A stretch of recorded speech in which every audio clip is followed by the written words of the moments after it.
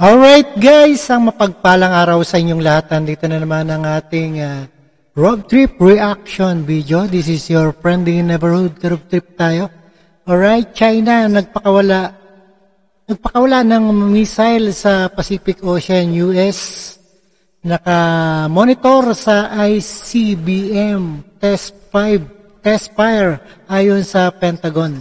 Nahayag ng nakakabala ang isang opisyal ng Japan Defense Ministry sa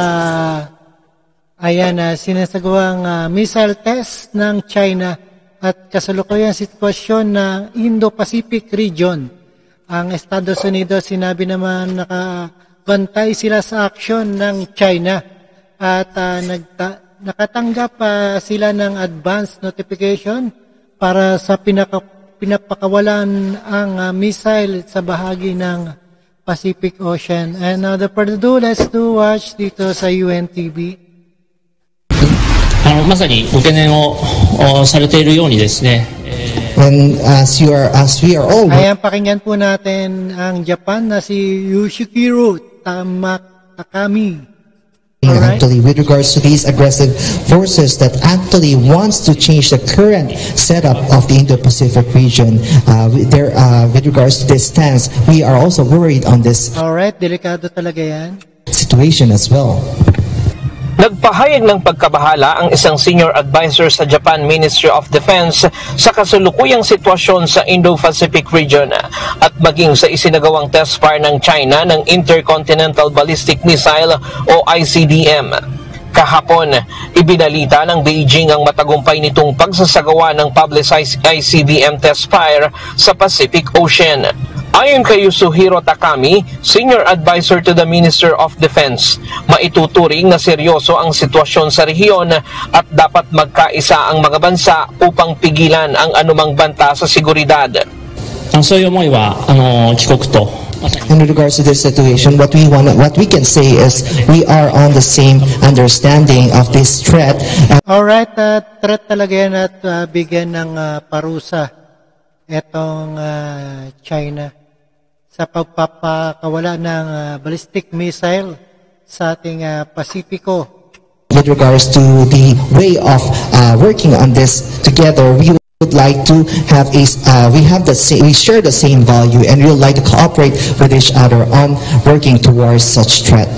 Nasa Pilipinas ang delegasyon ng Japan para lumahok sa ADAS 2024 o Asian Defense and Security Exhibition sa Pasay City. Kalahok dito ang Acquisition Technology and Logistic Agency, ang Acquisition Logistic and Procurement Arm ng Japan, sa ilalim ng Ministry of Defense. Wala pang inilalabas na reaksyon ang panig ng Philippine Defense Department sa ICBM test. Sana mabigyan kaagad ng aksyon yan at patawan ng parusa itong China. Bagamat una nang kinundina ni Defense Secretary Gilbert Chodoro ang militarisasyon ng China sa mga inuukupang bahura sa West Philippine Sea. Una nang sinabi ng China na bahagi ng pagsasanay ng rocket force ng People's Liberation Army ang inulansad na ICBM na may dummy warhead. Ipinaalam umano nila ito sa ilang bansa, kabilang na ang Estados Unidos. Kinumpirma naman ito ni Pentagon Deputy Press Secretary Sabrina Singh. Sa isang pahayag, sinabi ni Singh na binabantayan ng US Department ang ICBM test fire at welcome sa Amerika ang advance notification para maiwasan ang anumang hindi pagkakaunawaan. Mungkahi rin nila sa China, ituloy ang pag-aabiso lalo na pag nagsasagawa ng ballistic missile at space launch. Samantala, kinumpirma ng isang opisyal ng National Security Council na nakarating na sa Skoda o Sabina Shoal ang barko ng Philippine Coast Guard. Tumanggi ang NSC na magbigay ng karagdagang detalye ukol sa isinugong barko, ngunit tiniyak nitong nagpapatrolya na ito sa lugar. Nauna nang iginiit ng mga otoridad na hindi pa kontrolado ng China ang Sabina Shoal matapos na umalis sa lugar ang BRP Teresa Magbanwa ng Philippine Coast Guard. Well, that's for the not losing control. No, definitely not. But what steps are forthcoming? That's for the National Maritime Council to determine. That's beyond my jurisdiction. Ryan Lac. Alright guys, napakinggan at napanood po natin dito sa UNTV about dito sa PSG vessel at patrolya sa Escoda Shoal.